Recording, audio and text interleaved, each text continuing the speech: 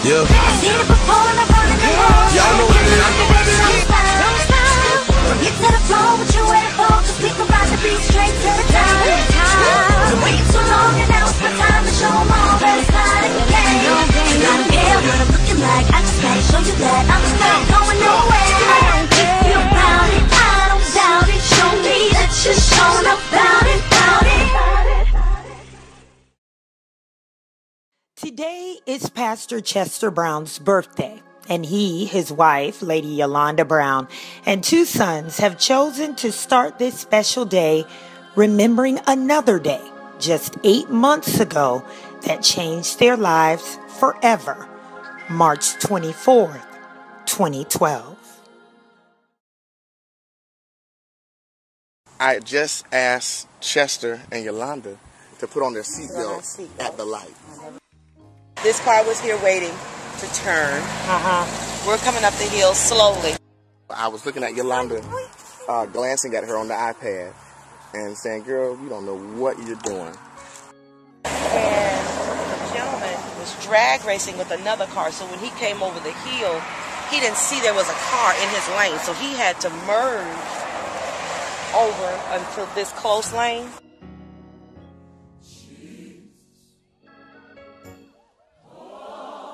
By way of time, we're coming up the hill. Yeah. As right this here. is taking place. As that hill is coming up, because our goal is to turn right here. We're trying to turn here.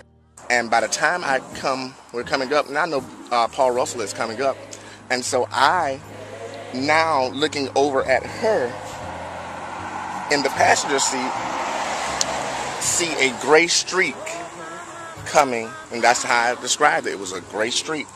I had no idea what it was, but I do remember the gray streak coming at an angle.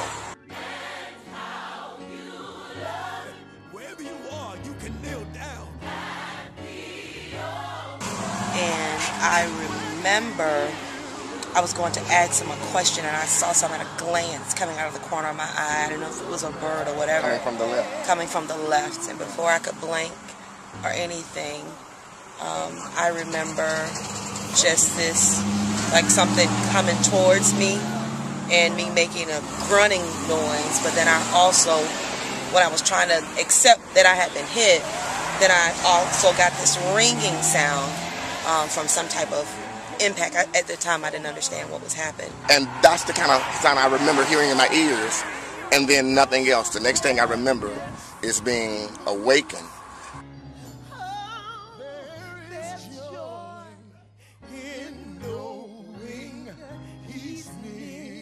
And I said, "What happened?" They said, "You've been in a bad car accident." I said, "My wife was in the seat next to me in the passenger seat. My son was in the back seat."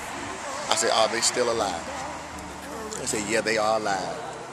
And at that point, I looked up, I called on God, and I quoted Job.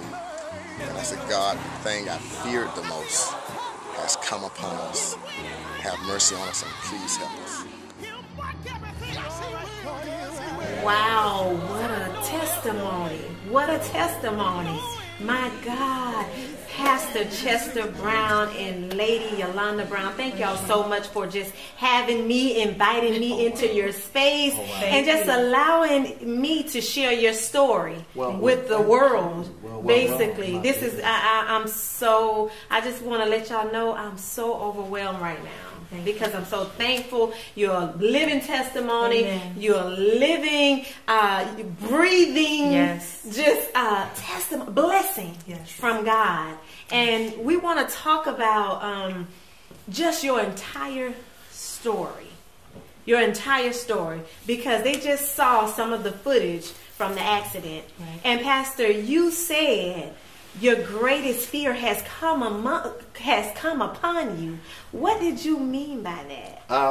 Well, Sister Yarborough, I had been reading the book of Job a lot, and knowing that is a word in the book of Job, the thing I feared the most has come upon me because number one, I am a protector of my family. I'm my son's father. I'm the protector of my wife. And when I drive, everything I do, I keep my family in mind. And so even as Job, a protector of his family, of his children, of his household, it is that you do everything you can to make sure that you protect them. But at that moment, I had no control. And the worst thing you can ever fear to actually happen. And in that moment, it was that. I had no control. I had no control. I could control everything else prior to.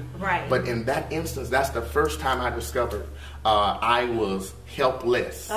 Even though I had help in God. As a man, as a father, as a husband, I was helpless. And not knowing their status, I knew by one of the guys who was helping me out of the car.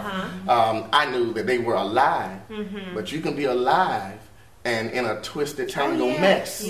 And so it's of the unknown. And then knowing that something was wrong with me, but not knowing the extent of it. And then for the first time, being knocked out to the place of when you are brought back to, you have no idea where you are, what street you are on.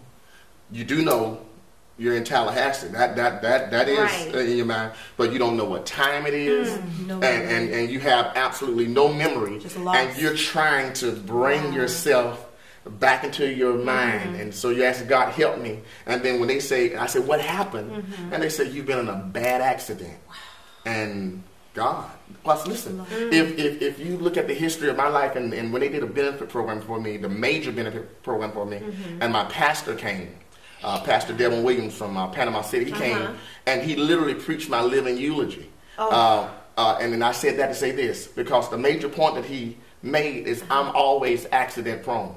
Ever since he's known me, I've wrecked cars, I've flipped cars, I've hydroplaned and took out a couple of poles with cars, never injured, walk away. But this time, I experienced something that was totally, phenomenally different.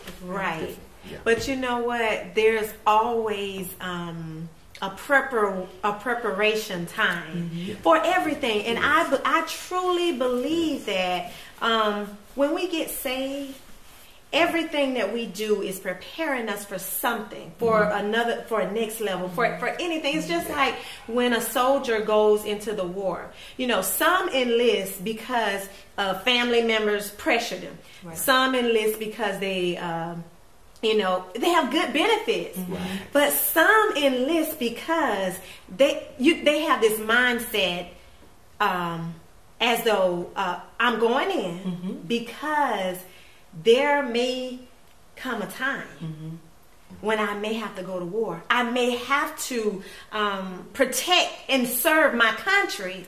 So, they go in with this mindset like, you know what, I'm going in to get trained because I may have to go to war. And if I go to war, I'm going to be prepared. And, that's just all to my mind is ready. But the ones, they're the ones that went in for the wrong reason.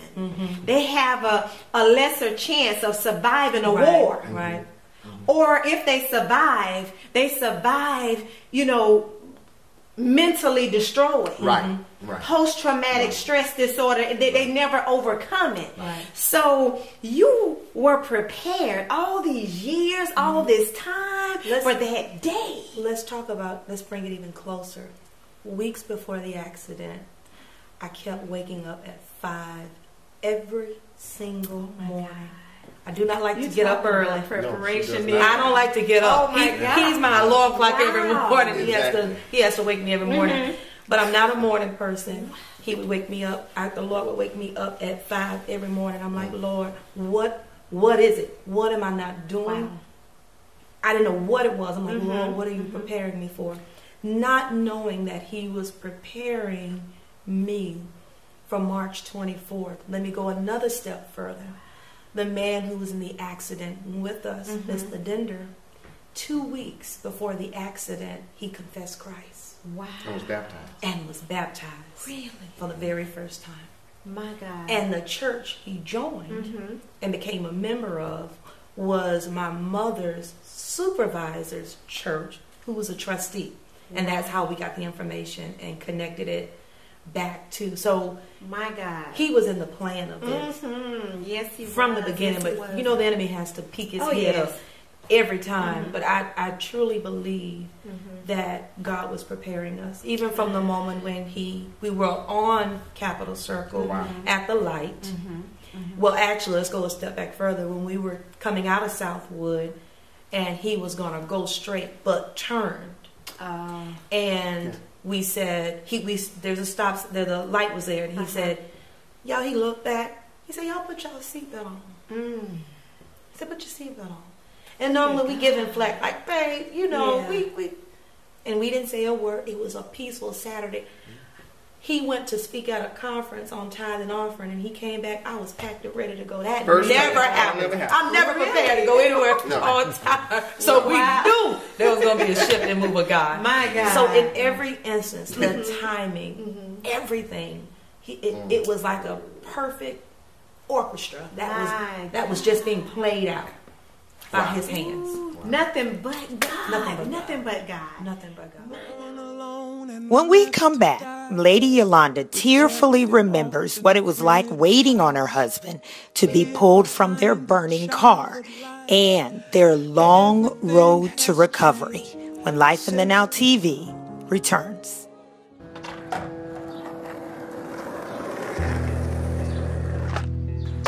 Well, I first started skating with my friend. He had an extra board, and then he just gave it to me, and I've been skating ever since. Well, when I don't land a trick and I have my mind set on something and I'm not getting what I want, I just keep going for it until I get it right.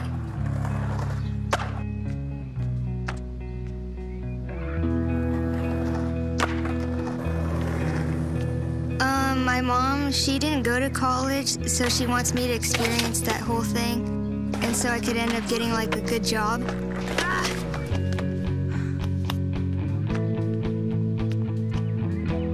I think to get into college, I'll have to be determined. Just like when I want to get a new trick, and skating's helped me realize I've got what it takes. Nice.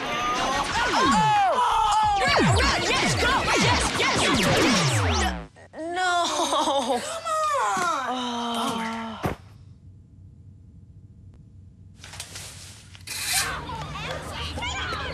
Oops. Yeah, sure. Let's go. Moms everywhere are finding ways to keep kids active and healthy. Works every time. Get ideas, get involved, get going at letsmove.gov. You're watching Life in the Now TV's Pastors and Ministers' Wives series. Watch full episodes online at nowismytime.org.